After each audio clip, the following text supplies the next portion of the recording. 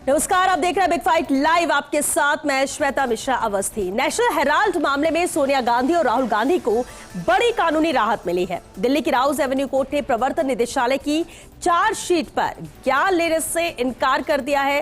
Court ने कहा कि एफआईआर के बिना मनी लॉन्ड्रिंग की जांच और अभियोजन कानूनी रूप से वैध नहीं है। अदालत ने साफ किया कि वो इस चरण पर आरोपों की सच्चाई या झूठ पर कोई टिप्पणी नहीं कर रही है, बल्कि केवल कानूनी प्रक्रिया की वैधता पर फैसला दे रही है। कोर्ट का कहना है कि सीबीआई ने अब तक इस मामले में एफआईआर दर्ज करने से परहेज किया है, जबकि ईडी ने बिना एफआईआर के ही ईसीआईआर दर्ज कर जांच आगे बढ़ा दी। ऐसे में संज्ञान लेना कानूनन अस्वीकार्य है। अब इस मामले को कांग्रेस नेता सोनिया गांधी और राहुल गांधी के लिए अहम कानूनी जीत के तौर पर देखा जा रहा है, क्योंकि ईडी की जांच पर कांग्रेस की दलील थी ये राजनीतिक बदले की कार्रवाई है, जबकि ईडी का दावा है कि ये गंभीर आर्थिक अपराध है जिसमें फर्जीवाड़े और मनी लॉन्ड्रिंग के सबूत मिले हैं। आज बात इसी खास मुद्दे पर।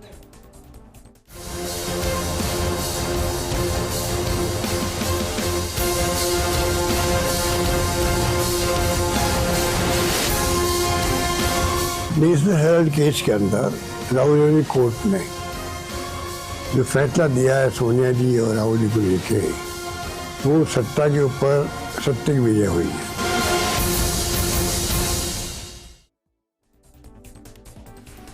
और चलिए इस खास मुद्दे पर चर्चा के लिए खास मेहमान हमारे साथ जुड़ चुके हैं। चर्चा में मौजूद है बीजेपी से सुरेश गर्ग जी। स्वागत है सुरेश जी आपका। स्वर्णिम चतुर्वेदी जी भी हमारे साथ है, कांग्रेस से। स्वर्णिम जी आपका भी बहुत स्वागत है।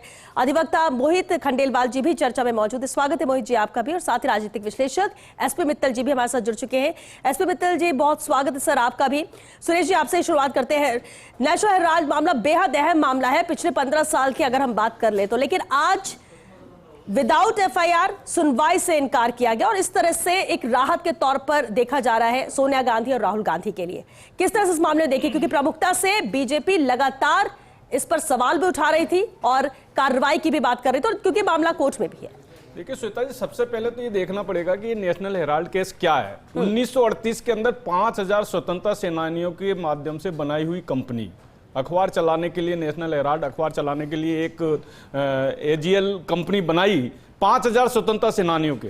2008 के अंदर ये घाटे की वजह से ये कंपनी बंद हो जाती है। 5000 स्वतंत्रता सेनानियों से कोई सहमति नहीं ली जाती है और इन्होंने उस कंपनी को यंग इंडिया लिमिटेड को बेच देते हैं। यंग इंडिया लिमिटेड क्या है? यंग इंडिया लिमिटेड के अंदर कौन है होल्डिंग? सोनिया गांधी और राहुल गांधी की 38% की दोनों की होल्डिंग, 76% होल्डिंग जो है वो एजीएल उसको लेती है। एजीएल में क्या होता है कि वो कंपनी लॉस में थी, उसमें 90 करोड़ रुपए का लॉस, 90 करोड़ रुपए का लोन था और उसकी संपत्ति की वैल्यू 2000 करोड़ रुपए की। श्वेता जी, देखने वाली बात है कि उस नेशनल हेराल्ड जो कंपनी एजीएल कंपनी है उसकी 2000 करोड़ रुपए की संपत्ति थी।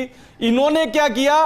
50 लाख रुपए डोटेक्स जो मनी लॉन्ड्रिंग का काम करती है, डोटेक्स कंपनी है, उससे 50 लाख रुपए दिए। तो यहीं पे साबित हो जाता है कि इन्होंने मनी लॉन्ड्रिंग का काम वहां पे किया कि एक 50 लाख रुपए किसी ऐसी कंपनी से जो हवालेकार इस तरह का ट्रांजैक्शन करती है उससे उन्होंने 50 लाख रुपए लिए और वो यंग इंडिया लिमिटेड में लेके उससे उन्होंने एजीएल कंपनी को ले लिया। अब आप मुझे बताइए कि 50 लाख रुपए के अंदर 2000 करोड़ रुपए की संपत्ति हड़प लेते हैं, तो क्या ये फ्रॉड नहीं है या मनी लॉन्ड्रिंग नहीं है? तो सवाल तो कोर्ट ने भी उठाया, एफआईआर दर्ज क्यों नहीं हुई? मैं यही कह रहा हूं कि 2012 में सुब्रमण्यम स्वामी जी ने कंप्लेंट की, वो केस अभी भी सुप्रीम कोर्ट में चल रहा है और राहुल गांधी और सोनिया जी जो अभी भी जमानत पे चल रहे हैं। ये हाई कोर्ट गए, सुप्रीम कोर्ट गए, हाई कोर्ट में इनकी सुनवाई रद्द हो गई, सुप्रीम कोर्ट में भी रद्द हो गई और अभी भी सुप्रीम कोर्ट में 420 का केस चल रहा है, यानी कि वो केस अभी भी एग्जिस्ट है। हाँ, अभी जो साउथ रेवेन्यू कोर्ट के अंदर हुआ है, साउथ रेवेन्यू कोर्ट के अंदर उन्होंने कोर्ट ने किया क्या कि भैया ये प्राइवेट कंप्लेंट थी, आपने एफआईआर दर्ज नहीं की, इस वजह से मैं इस केस की सुनवाई नहीं करूंगा।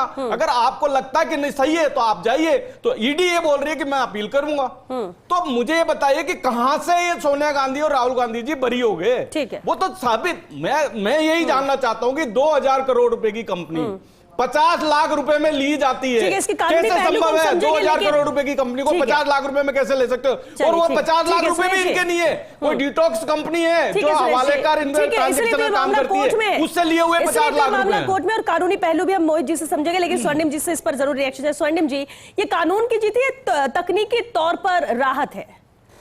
देखिए श्वेता जी, आप एक चीज बताइए। हाँ। आज सरकार ने ईडी की कार्रवाई प्रारंभ करी 8 साल जब हो चुके थे इस सुब्रमण्यम स्वामी जी की शिकायत को लेकर के। उनका केस पीएमएलए का नहीं था जो भी किया सरकार, उन्होंने तो अपने स्टे ले लिया कि भाई अब मेरे पास साक्ष्य जब नहीं पेश कर पा रहे थे तो स्टे लेकर के 5 साल से पड़ा है। उसके 8 साल बाद सरकार ने ईडी की कार्रवाई प्रारंभ की, 50 घंटे से अधिक पूछताछ की, बुलाया, हरेसमेंट किया, तमाम आरोप लगाए, सारी चीजें करी और आपने चार्जशीट पेश कर दी। तो ये अगर आज कह रहे हैं तकनीकी कारण है, तो उस तकनीक जो कारण था क्या उसकी जानकारी उस वक्त नहीं थी? किसने आदेश दिया था ईडी की कार्रवाई करने के लिए? किसने ईडी से जांच करवाई और किसने ईडी को इतनी छूट दी कि बिना किसी मुकदमे के आप जो है ये जांच करें, इतने हरेसमेंट करें, आरोप लगाए? और प्रधानमंत्री से लेकर के तमाम भारतीय जनता पार्टी के नेता क्या इसी केस को लेकर के आरोप नहीं लगाते रहे? केस लगा दो ना अगर आपको ऐसा ही लग रहा है तो। मैं इनसे भी एक बार पूछ लें और अगर कोई इनको रह गया हो तो ये बात नानी का करें। केस लगा दो ना, सुरेश जी, अगर एक मान लो सेकंड, सुरेश जी आपको ऐसा लग रहा है आपकी बात को सुनने दीजिए कि वो किस तरह से इसे देखते हैं, क्योंकि मामला ही राहुल गांधी सोनिया गांधी को लेकर है। हाँ स्वर्णिम, सीधी सी बात थी, राजनीतिक मुद्दा था। राजनीतिक मुद्दा यह है कि ईडी के 96% केस जो विपक्षी नेताओं के खिलाफ दर्ज होते हैं और 1.5% की भी इसकी आज तक कोई ऐसी दर है जिसमें कन्विक्शन नहीं करा पाए। हाँ, एक चीज जरूर होती है कि ईडी का केस लगे, बड़े से बड़े 1700 करोड़ का भी आरोप लगाओ, भाजपा में जाते ही वो केस ड्रॉप हो जाता है। ये केस न्यायालय ने ड्रॉप किया, पहला केस है जो भाजपा में नहीं, केस कोर्ट में जाने पर ड्रॉप हुआ। और केस में सीधी सी बात जो बार बार इन्होंने कहा कि एक एजीएल कंपनी जो अखबार चलाती थी उस पर कर्ज हुआ, कर्ज होने के बाद वैधानिक प्रक्रिया के तहत जो न्यू कंपनीज एक्ट का सेक्शन 8 है, पुरानी कंपनी एक्ट का सेक्शन 25 है, उसके तहत वहां पे जो कर्ज दिया गया था उसको इक्विटी में बदला गया। ऐसा पहली बार नहीं हुआ, वोडाफोन से लेकर के जेट एयरवेज तक में और बैंकों में भी ये काम हुआ है। लेकिन बीच में ना बोले, आपसे बात नहीं हो रही है। अब 90 करोड़ रुपए का बात कर्ज कर रहे हैं को सुरेश जी, एक सेकंड, सुरेश जी एक मिनट सर, 2000 दूसरे करोड़ मेहमान रुपए की के संपत्ति मुझे एक बार उसको अच्छा लगने दीजिए, आप फिर अपने चुका तर्क सकते दीजिएगा। थे। सुरेश जी सुनिए एक मिनट। हाँ स्वर्णिम जी, अब 30 सेकंड में बात खत्म करिए आपको मुझे। देखना यह है कि जो कंपनी है जिसके ने कर्ज दिया और कर्ज के बदले इक्विटी मिली, उस कंपनी का क्या स्टेटस है? वो स्टेटस ये है कि वहां से ना तो कोई पैसा ले सकता, ना प्रॉफिट ले सकता, ना वो कंपनी जो है प्रॉपर्टी ले सकती, ना बेच सकती, ना एक प्रॉपर्टी गई, ना एक पैसा वहां से आया प्रॉफिट का। सीधी सी बात है, किसके लिए? ये वहां पे जो उसके सैकड़ों एम्प्लॉइज थे उनके प्रोविडेंट फंड, ग्रेचुइटी और ये पेमेंट करने के लिए हमने कर्ज दिया। सीधी सी बात है। और हुआ क्या? हुआ ये इसमें कि 565 करोड़ की कुल संपत्ति है जिसको 2000 करोड़ की, अरे भाई किराए पे ली हुई संपत्ति की भी कीमत जोड़ दोगे, जोड़ते रहो, जितने आरोप लगाते रहो ईडी को लेकर के, जितने आरोप लगाए सरकार ने वो आरोप खारिज ही हुए, उसमें लोग बरी हुए। अरे आप क्या बात करते हो? तो साबित करते हैं 5000 करोड़ रुपए रुकिए, आज की मार्केट वैल्यू 5000 करोड़ रुपए है। आज की मार्केट वैल्यू 5000 करोड़ रुपए है भैया। जिम्मेदार है या नहीं? हाँ, फ्रॉड करोगे 50 लाख रुपए भी हवाला वाली कंपनी से लिए, 50 लाख रुपए भी हवाला वाली कंपनी से लिए। नहीं होगा सर, आपने बात रखी। और दूसरी बात यह है कि देखिए, अगर ये मामला इतना सीधा साफ स्पष्ट होता तो ना तो इतना लंबा खिस्ता ना अभी भी कोर्ट में बना हुआ होता। चर्चा इसी पे कर रहे हैं। ठीक है, आपने किया क्या? हाँ, चल रहा है ना। एसपी मित्तल जी, चल रहा है, नहीं चल रहा? 400 का केस चल रहा है, नहीं चल रहा सुप्रीम कोर्ट में? 400 का केस चल रहा है, नहीं चल रहा सुप्रीम कोर्ट में? बताइए, जवाब दो उसका। 50 लाख रुपए की कंपनी से, एक हवाला कारोबार करने वाली कंपनी से 50 लाख रुपए लिया। ऐसे बात नहीं हो पाएगी। एसपी मित्तल जी सर, मेरा आपसे सवाल है, राउज एंड कोर्ट ने जो फैसला दिया, क्या इससे जांच एजेंसियों पर सवाल उठते हैं इस मामले को लेकर? क्यों ऐसा कहा जा रहा है? क्लीन चिट तो अभी मिली नहीं है, लेकिन बेहद अहम मामला है। और अगर राउज एंड कोर्ट ये फैसला देता है एफआईआर बिना दर्ज किए कैसे जांच हो सकती है, तो फिर सवाल तो इस पर भी उठते हैं, जांच एजेंसियों की कार्यशैली पर भी। देखिए सुधा, सबसे पहले तो मैं कांग्रेस की इस बात की प्रशंसा करना चाहूंगा कि उन्होंने सवेरे से, जब से ये क्या नाम से ईडी की जो चार्जशीट है वो खारिज हुई है दिल्ली के कोर्ट से, तब से ये कहा कि क्या नाम सत्यमेव जयते, न्याय की जीत हुई है। तो कम से कम इनको न्यायपालिका पे एक भरोसा हुआ है। कांग्रेस ने बहुत अरसे बाद इस बात को स्वीकार किया कि देश की न्यायपालिका निष्पक्ष है और न्यायपूर्ण निर्णय वहां पर होते हैं। इसके लिए कांग्रेस को बधाई। लेकिन देखिए, मेरा ये मानना है इसके अंदर कि ये एक क्या नाम से ईडी की प्रवर्तन निदेशालय की एक चूक है। इसमें देखिए कोई दो राय नहीं है कि सोनिया गांधी को बुलाया, राहुल गांधी को बुलाया और घंटों तक उन्होंने जांच की, और लेकिन जब क्या नाम से चार्जशीट पेश करने गए तो कोर्ट ने ये कहा कि नहीं, आपको क्या नाम से तकनीकी आधार पर उन्होंने चार्जशीट खारिज कर दी। लेकिन ये इसको पूरे प्रकरण को हम ये देखा जाए तो क्या ये सवाल है कि क्या इस पूरे प्रकरण में सोनिया गांधी, राहुल गांधी और जो दूसरे और लोग हैं उनको क्या दोष मुक्त कर दिया? ऐसा बिल्कुल भी नहीं है। देखिए, ईडी इसके अंदर से होता है, ईडी इसके अंदर 2021 में आई है। उससे पहले इसमें जब सुब्रमण्यम स्वामी ने जब शिकायत दर्ज की थी तब सीबीआई की जांच की थी, और सोनिया गांधी, राहुल गांधी जो दूसरे लोग हैं वो जो सीबीआई ने जांच की है उसी के आधार पर क्या नाम से उसकी जमानत पर है। दूसरा एक बात और, आज सिर्फ आज भी क्या नाम से कोर्ट ने संज्ञान नहीं लिया चार्जशीट पर, उसने ईडी को यही नहीं कहा कि आप जांच मत करिए, जांच करने की उनको खुली छूट दी है। इसके साथ जो इसमें देखिए 750 करोड़ रुपए की संपत्तियां ईडी ने अटैच की है, उनको भी क्या नाम से मुक्त नहीं किया। कोर्ट को यदि ये लगता कि ये पूरा ही क्या नाम से पूरा गलत है तो वो उन संपत्तियों को भी मुक्त कर दी। वो संपत्तियां आज भी अटैच है। मेरा ये मानना है कि इसमें जो ईडी की है वो चूक हुई है, और हो सकता है देखिए ईडी जो है ना एफआईआर दर्ज नहीं करती है, जैसा अभी आपने बताया कि ईडी ECIR दर्ज करती है। हो सकता है कि ईडी क्या नाम से नए सिरे से एक कोई शिकायत को दर्ज करे और फिर अपनी जांच को लेकर वापस कोर्ट में जाए। बिल्कुल ठीक है। अब इसकी कानूनी पहलू को भी समझते हैं। मोहित खंडेलवाल जी हमारे साथ है। मोहित जी, पहला सवाल तो ये कि जब एफआईआर जरूरी थी तो सीबीआई ने एफआईआर दर्ज क्यों नहीं की इस मामले में? दूसरा अहम बात ये कि आज जो सुनवाई हुई और जिस तरह से राहत के तौर पर तो देखा जा रहा है कि अभी फिलहाल राहुल गांधी और सोनिया गांधी के लिए ये राहत है, लेकिन ये केस, ये मामला आगे कैसे बढ़ेगा आज की कोर्ट की टिप्पणी के बाद?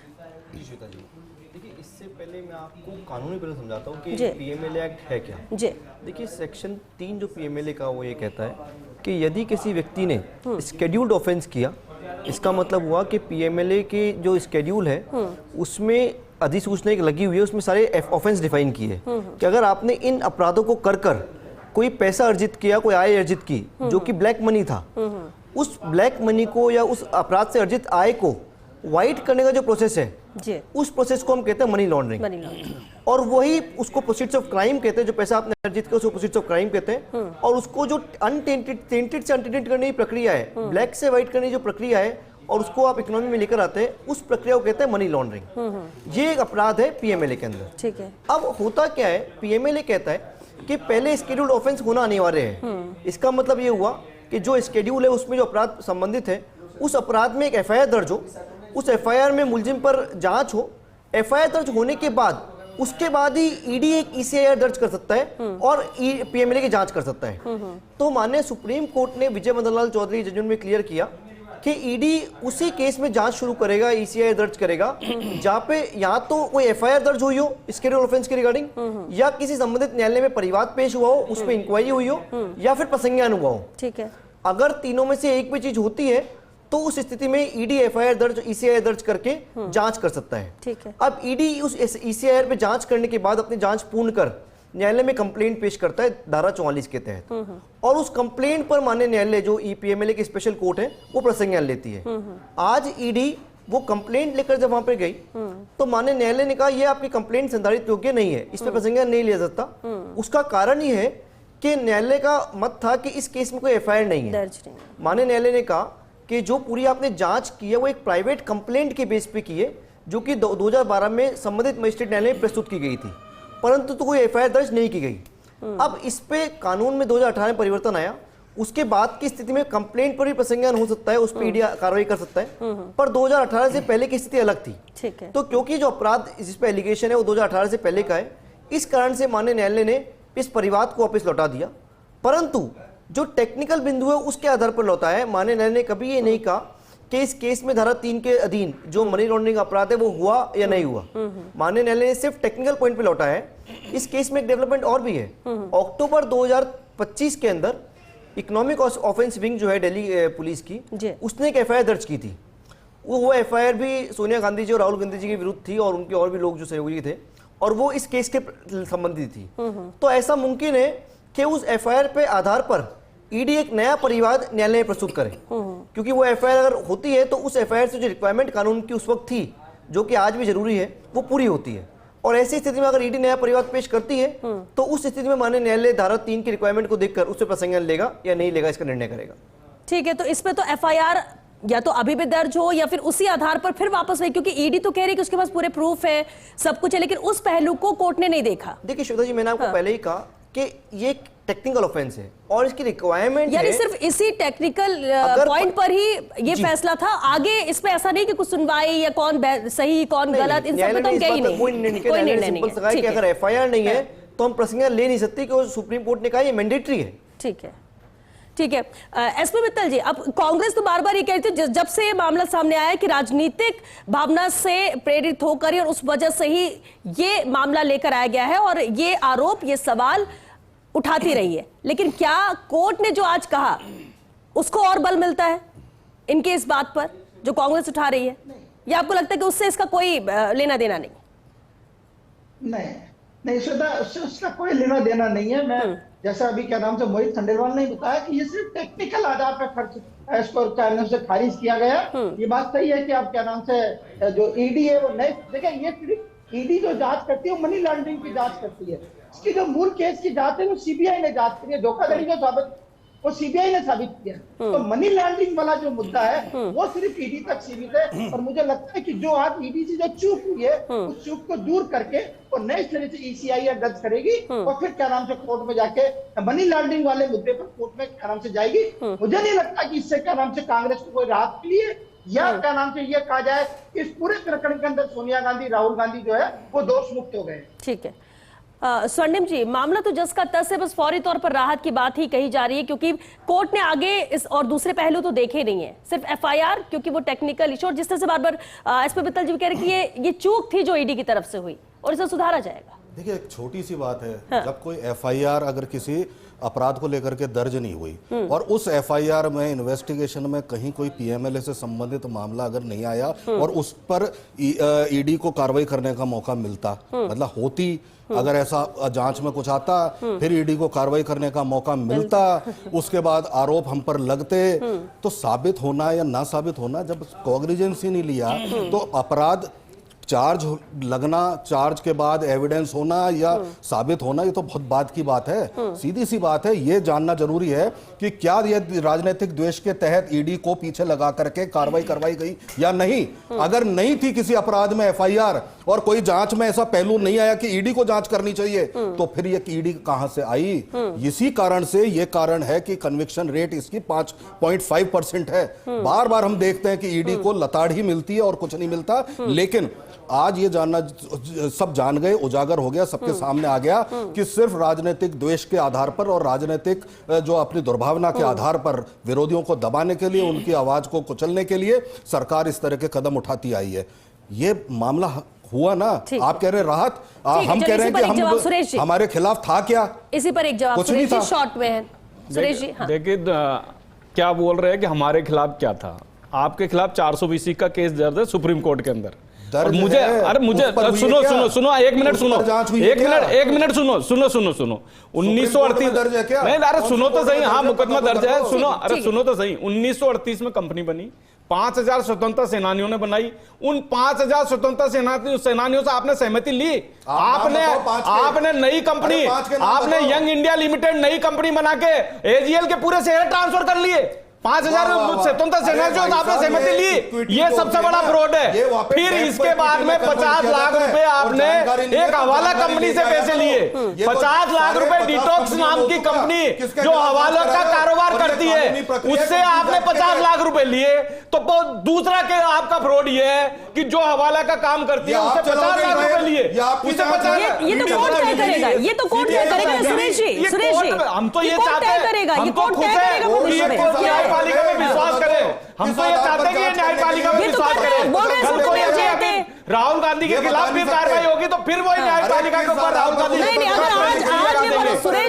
चाहते हैं। फ्रॉड है, ठीक है, मनी लॉन्ड्रिंग का फ्रॉड है। 50 लाख रुपए हवाला में, हवाला के माध्यम से आपने पैसे लिए। 2000 करोड़ रुपए की कंपनी को आप हड़पना चाहते हो। 2000 करोड़ रुपए की कंपनी को हड़पना चाहते हो। चलिए सुरेश जी, ठीक है सुरेश जी, आंकड़े भी दिए आपने, ठीक है, मामला सबको पता है, लेकिन अब आगे क्या? अब आगे क्या? मैं आपको क्लियर कर दूं। दो एस्पेक्ट, एक एस्पेक्ट फ्रॉड का है, एक एस्पेक्ट मनी लॉन्ड्रिंग का है। जहां तक फ्रॉड की बात है, उसकी जांच ऑलरेडी सीबीआई और ईओडब्ल्यू कर रही है और उस पर संबंधित न्यायालय ने पहले प्रसंज्ञान भी लिया था। सुब्रमण्यम स्वामी जी की जो परिवार था उस पर प्रसंज्ञान भी हुआ था, तो वो इशू अलग चल रहा है। और जहां तक बात पीएमएलए की है, अगर मनी लॉन्ड्रिंग का अपराध बनता है उसके आधार पे तो मुझे लगता है ईडी इस केस में नई एफआईआर दर्ज करके, ऑलरेडी एफआईआर जो लंबित है ईओडब्ल्यू के समक्ष, उसके आधार पर नई जांच करके कंप्लेंट पेश करेगी और इस टेक्निकल भूल को दूर कर वो इसको आगे कंटेस्ट करेगी। ठीक है, एसपी मित्तल सर एक फाइनल कमेंट चाहेंगे? देखिए, मोहित ने बिल्कुल सही कहा है कि नए क्या नाम से एसीआई दर्ज होगी और उसके बाद ही कार्रवाई होगी। और देखिए, इसमें कोई दो राय नहीं है कि ये जो जांच वो सीबीआई ने की थी और सीबीआई ने इस बात को साबित किया कि 50 लाख रुपए का निवेश करके 2000 करोड़ की संपत्ति का मालिकाना हक क्या नाम से राहुल गांधी और सोनिया गांधी जी ने और उनके साथियों ने उसको प्राप्त कर लिया। ये सीबीआई ने प्रूव किया है। तो ये जो आज खारिज हुई है, इससे मुझे नहीं लगता कि कांग्रेस को कोई राहत मिलेगी। लेकिन एसपी मित्तल साहब, आपको लगता है कि इस मामले के बाद और भविष्य के मद्देनजर भी अब जो जांच एजेंसी है वो एक्स्ट्रा अलर्ट रहेंगी, या फिर लगता है कि दबाव में काम करेंगी? एक छोटी सी टिप्पणी मैं इसके बात करूंगा। नहीं, बिल्कुल नहीं, बिल्कुल सही है श्वेता, आपने बिल्कुल सही कहा। लेकिन मैं पहले भी कहा कि ईडी की इसमें चूक हुई है। ईडी को अपनी ओर से शिकायत दर्ज करनी चाहिए थी, वो उसने नहीं की। और ये चूंकि सिर्फ कहना जो मनी लॉन्ड्रिंग तक का केस है, मूल केस जो है सीबीआई ने इसकी जांच की। ठीक है, छोटी सी एक जानकारी मैं आपको यहाँ दे दूं। 2015 में ईडी मनी लॉन्ड्रिंग की इसमें अपराध नहीं बनना पाया जाता, ये ईडी कह चुकी है। अब किसके दबाव में ये जांच करा करके लोगों को, विपक्ष के नेताओं को अरेस्ट किया गया, इस पर माफी मांगनी चाहिए सरकार को। चलिए, क्योंकि वक्त भी खत्म हो चुका, बहुत शुक्रिया आप सभी का इस चर्चा में शामिल होने के लिए। अब देखिए, विदाउट एफआईआर सुनवाई से इनकार किया कोर्ट ने, लेकिन ये मामला खत्म नहीं होता है, ना किसी को राहत है। ये सिर्फ टेक्निकल इशू के तौर पर देखा जा रहा है कि ईडी की तरफ से ये तकनीकी चूक हुई है और एफआईआर दर्ज किए बिना ही जांच आगे बढ़ गई है, तो उस पहलू को क्लियर किया जाएगा और ये मामला आगे चलता है। लेकिन देखना होगा कि आने वाले वक्त में क्या वाकई में राहत मिल पाती है या ये मामला और भी ज्यादा पेचीदा होता है। चलिए, 6 बिग फाइट लाइव पे आज के लिए बस इतना ही। नमस्कार।